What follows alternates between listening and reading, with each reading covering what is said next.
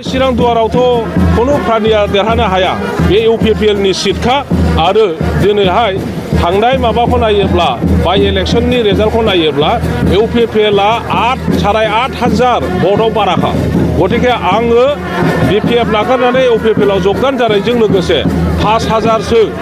बिपिएफनि वार्कारफ्रा भटारफ्रा आंजों फैफानानै इउपिपिएलआव जगदान जाफादों बाहाय खुनु जेननायनि खोथा गैया ओरै देबोरगाव समस्तियाव आं नायबाय बेवहाय हाग्रामा महिलारिहा गोबां एन्टि इनकाम्बेन्सि दङ गोबां एन्टि इनकाम्बेन्सि दङ रायजो राजाफ्रा बुंदों गोदोबो फैखायामोन आरो दा सरकाराव थायै समावहाय हाग्रामा महिलारिया 5 बोसोराव खुनु गामियाव खेबसेबो थांफेराखै आरो बिथांमोनहा आसरित मोनदों जे गावसोरनि गामियाव थाङाखैथ' थाङाखै बिटिसिनि एसेम्ब्लियावबो 5 बोसोराव खेबसेबो आगान हैयाखै बे खोथा बाथ्राफोरखौ मिन्थिनानै दिनै रायजो राजाया बिराद दुखु मोनदों आरोबाव दुखु मोननाया बेनो जे देबोर गामिनि समस्तिनि सिङाव थानाय